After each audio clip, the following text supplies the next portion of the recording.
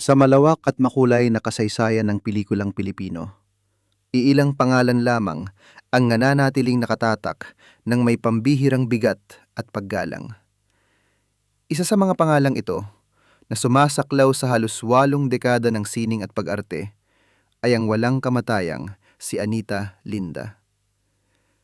Higit pa sa pagiging isang aktres, si Anita Linda ay isang institusyon, isang matatag na haligi na sumaksi at naging bahagi sa ebolusyon ng pinilakang tabing mula sa ginintuang panahon nito hanggang sa modernong sinema. Ang kanyang buhay ay isang salaysay ng katatagan, dedikasyon at walang kupas na talento na nag-iwan ng legasyang patuloy na nagbibigay inspirasyon sa mga susunod na henerasyon ng mga alagad ng sining. Sa kanyang pagpanaw, iniwan niya hindi lamang ang isang listahan ng mga di malilimutang pagganap, kundi ang patunay na ang tunay na sining ay walang kinikilalang edad. Ang dokumentong ito ay isang pagtanaw sa kanyang kahangahangang paglalakbay, mula sa kanyang mga unang hakbang sa entablado hanggang sa pagiging isa sa pinakadakila at pinakarespetadong artista sa bansa. Mga unang taon at pagtuklas sa entablado. Isinilang bilang Alice Lake sa Iloilo, ang batang babaeng kalaunay makikilala bilang Anita Linda ay lumaki na may likas na pagkahumaling sa sining ng pagtatanghal. Sa kanyang kabataan, madalas siyang matagpuan sa mga teatro, isang masugid na manonood ng mga dula at bodabil na siyang pangunahing aliwan ng panahong yon.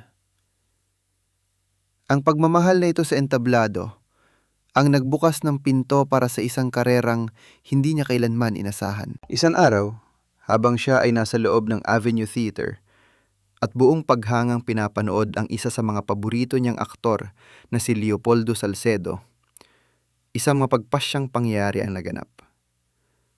Ang kanyang natatanging tindig at presensya, kahit bilang isang miyembro lamang ng manonood, ay nakakuha ng atensyon ng respetadong direktor na si Lamberto V. Avellana. Agad na inatasan ni Avellana ang kanyang assistant na lapitan ng dalaga at anyayahan ito sa likod ng entablado pagkatapos ng pagtatanghal. Tinanggap ni Alice ang paanyaya. Nang matapos ang palabas, buong pananabik siyang sinalubong ng direktor. Doon, sa gitna ng abalang kapaligiran sa likod ng entablado, inalok ni Avellana si Alice na subukan ng sining ng pag-arte. Subalit, sa kabila ng kislap ng oportunidad, isang malaking hadlang ang kinaharap ng dalaga. Ang kanyang kakulangan sa kahusayan sa pagsasalita ng wikang Tagalog, na siyang pangunahing wika ng mga pagtatanghal sa Maynila. Dahil dito, magalang niyang tinanggihan ng alok at hindi na nagpakita sa rehearsal na itinakda kinabukasan. Ang kwento sana ay doon na nagtapos, ngunit ang tadhana ay may ibang plano. Makalipas ang ilang araw, nalaman ng ama ni Alice ang tungkol sa alok ni Avellana. Sa halip na balewalay nito, nakita ng kanyang ama ang potensyal sa kanyang anak. Hinimok niya si Alice na muling isaalang-alang ang pagkakataon at huwag itong sayangin. Dahil sa pag-uudyok ng kanyang ama, napapayag ang dalaga na bigyan ng isa pang pagkakataon ang pag-aartista. Ang desisyong iyon ang naging simula ng isa sa pinakamahaba at pinakakilalang karera sa kasaysayan ng industriya ng aliwan sa Pilipinas. Sa kanyang unang pagsalang sa entablado, sa dulang pinamagatang high school, si Alice ay gumanap sa isang papel na walang linya o dialogo. Ito ay isang praktikal na solusyon sa kanyang limitasyon sa wika, ngunit nagsilbi rin itong mahalagang pagsasanay sa pag-arte gamit ang ekspresyon ng muka at galaw ng katawan. Hindi nagtagal, sa pamamagitan ng masigasig na pag-aaral at pagsasanay, unti-unti niyang nalinang ang kanyang kasanayan sa Tagalog. Ito ang nagbigay daan upang maitambal siya sa isa sa mga sikat na aktor ng panahong iyon, si Jaime de la Rosa, sa dula na Viernes sa Quiapo. Nagpatuloy ang kanyang karera sa teatro, kung saan muli niyang nakasama ang hinahanggaang si Leopoldo Salcedo sa isang stage show na pinamagatang Aksesorya. Ang mga karanasang ito sa entablado ang humubog sa kanyang disiplina at naghanda sa kanya para sa mas malaking mundo ng pelikula. Pagpasok sa pelikula at ang hamon ng digmaan, ang kanyang paglipat mula sa entablado patungo sa pinilakang tabing ay naganap noong 1943. Sa ilalim ng LVN Pictures, isa sa mga dambuhalang estudyo ng pelikula noon, siya ay binigyan ng pagkakataong lumabas sa pelikulang Tijuana. Kasabay ng kanyang debut sa pelikula ay ang pagbibigay sa kanya ng screen name na mananatiling tatak niya habang buhay, Anita Linda. Bagamat natapos ang produksyon ng Tijuana, bago pa man tuluyang sumiklab ang ikalawang digmaang pandaigdig sa Pilipinas, ang pagpapalabas nito sa mga sinehan ay naantala. Nang sakupin ng mga Haponesang bansa, ipinatigil nila ang produksyon at pagpapalabas ng mga lokal na pelikula. Ang biglaang paghinto ng industriya ay isang malaking dagok para sa maraming artista.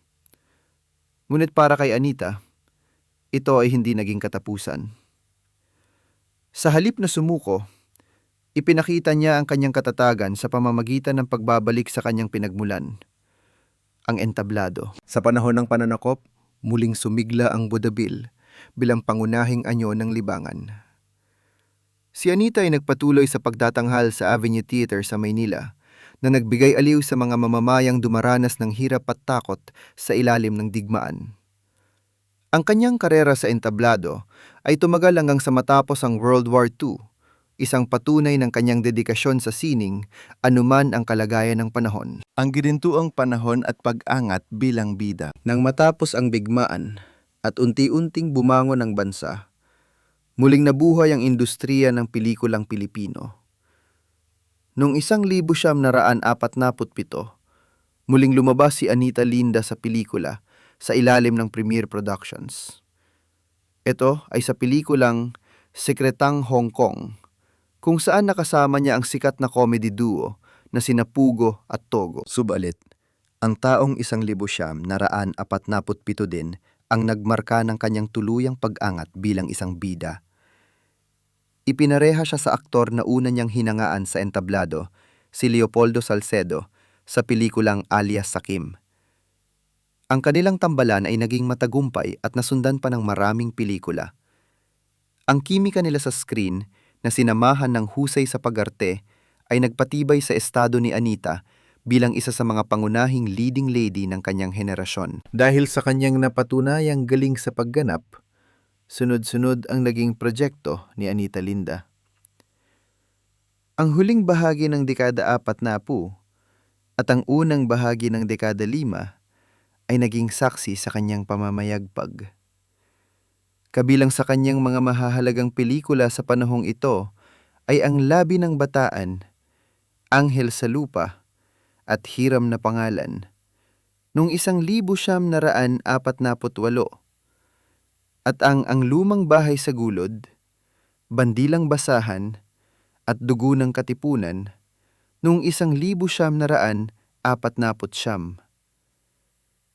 Noong 1951, lumabas siya sa mga pelikulang Prinsipe Don Juan at Kapitan Bagwis, na lalo pang nagpakita ng kanyang kakayahang gumanap sa iba't ibang uri ng papel. Pagkilala sa husay, ang ikonikong papel bilang Sisa. Sa lahat ng kanyang mga ginampanan, may isang papel na tuluyang nag-angat sa kanya mula sa pagiging isang bituin tungo sa pagiging isang seryosong aktres na may pambihirang lalim.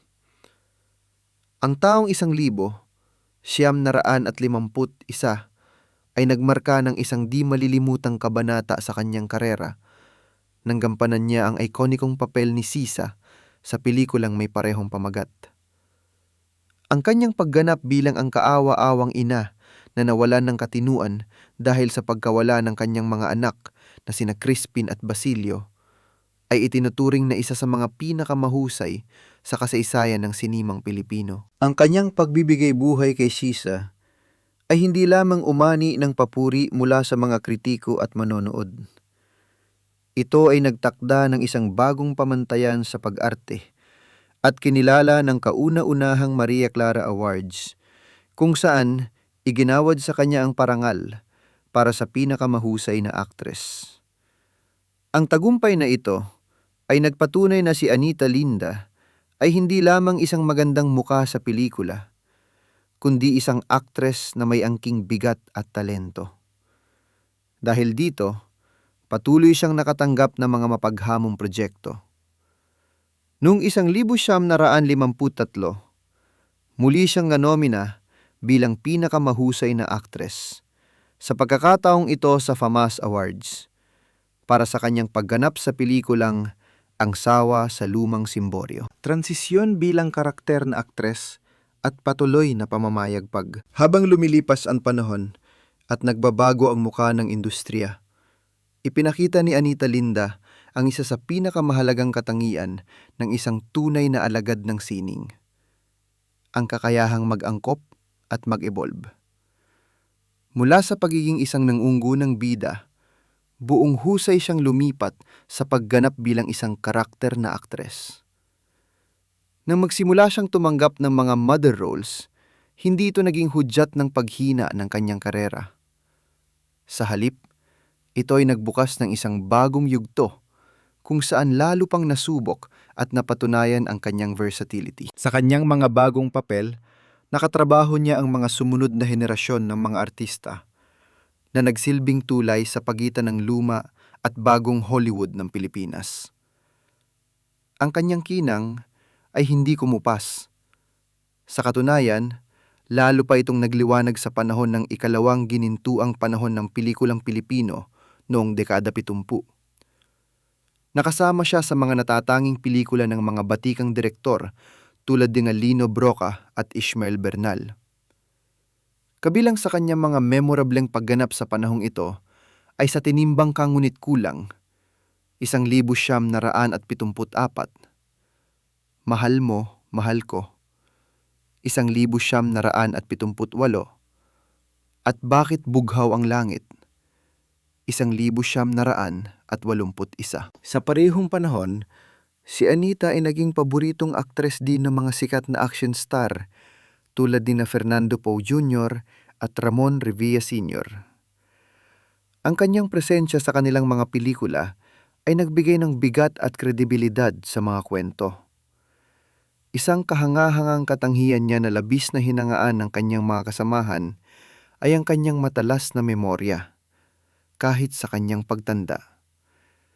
Ito ay malaking tulong sa mabilis na pagmememorya ng kanyang mga linya, isang patunay ng kanyang patuloy na profesionalismo. Mga parangal at pamana sa industriya. Ang mahabang listahan ng mga parangal na natanggap ni Anita Linda sa kabuuan ng kanyang karera ay isang testamento sa kanyang walang kapantay na kontribusyon sa industriya.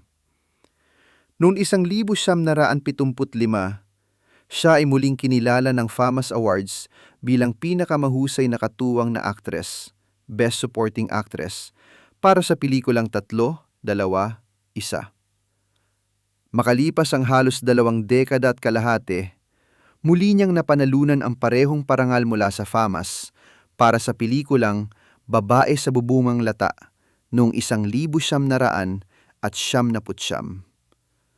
Ang huling parangal na ito ang nagbigay sa kanya ng titulong pinakamatandang aktres na nanalo ng FAMAS Award. Ang Gawad Urian, nakilala sa pagbibigay pugay sa mga natatanging pagganap, ay 2 beses siyang pinaranghalan bilang pinakamahusay na aktres. Una para sa pelikulang Takaw Tukso noong 1986 at muli para sa kanyang malakas na pagganap sa pelikulang Lola noong 2010. Ang kanyang pagganap sa Lola ay nagbigay sa kanya ng internasyonal na pagkilala. Noong 2008, kinilala siya bilang pinakamahusay na aktres sa Cine Manila International Film Festival para sa kanyang pagganap sa pelikulang Adela.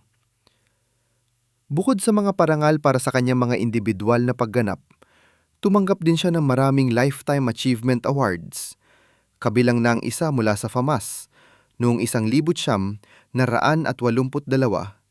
bilang pagkilala sa kanyang buong karera. Siya ang itinuturing na pinakamatandang aktibong artista na patuloy na tumanggap ng mga prestihiyosong parangal. Isang patunay na ang kanyang talento ay hindi nalilimitahan ng edad. Buhay sa labas ng kamera at mga personal na pagsubok. Sa likod ng kanyang matagumpay na karera ay isang buhay na puno ng mga personal na hamon at sakripisyo. Maagang nabiyuda si Anita Linda at mag-isang hinarap ang responsibilidad ng pagpapalaki sa kanyang mga anak.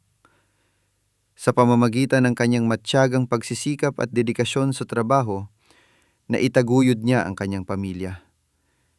Hindi na siya muling nag-asawa at sa halip ay ibinuhos ang kanyang buong oras at lakas sa paghahanap buhay at sa pag-aaruga sa kanyang mga anak. Ang kanyang buhay ay hindi rin naging ligtas sa mga panganib.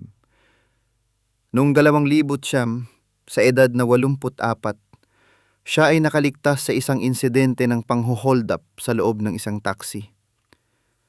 Ang karanasang ito ay lalong nagpatindi sa trauma na dala ng isang mas naunang trahediya sa kanyang kabataan, kung saan siya rin ay naging biktima ng pagnanakaw na nagresulta sa pagkakapaslang sa kanyang kapatid. Sa kabila ng mga pagsubok na ito, nanatili siyang matatag at hindi nagpatinag. Ang kanyang karera ay umabot din sa telebisyon, kung saan lumabas siya sa ilang mga sikat na palabas tulad ng Tayong Dalawa ng ABS-CBN at sa drama serye na Sana Bukas Pa Ang Kahapon, kung saan gumanap siya bilang si Lola Patsy, ang lola ng karakter ni Paulo Abilino. Mga huling taon at pamamaalam. Nagpatuloy sa pag-arte si Anita Linda hanggang sa abot ng kanyang pisikal na kakayahan.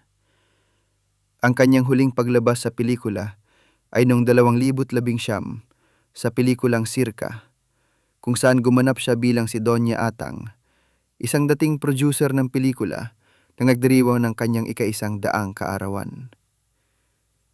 Sa totoong buhay, ang batikang aktres ay nasa edad 74 na noon.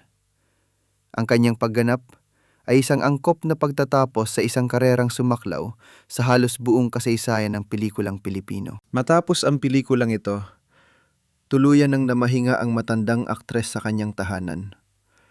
Para sa kanyang mga anak, siya ay hindi lamang ina, kundi isang inspirasyon, isang simbolo ng lakas, katatagan, at walang sawang pagmamahal sa pamilya at sa propesyon. Si Anita Linda ay isang pinagpipitagang aktres na ang pangalan ay mananatiling nakaukit sa kasaysayan ng pinilakang tabing sa Pilipinas.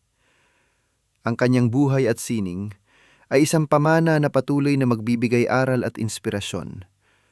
Isang paalala na ang tunay na kadakilaan ay nasusukat hindi lamang sa dami ng parangal, kundi sa haba at kalidad ng dedikasyong inialay sa isang sining na minahal niya ng buong buhay.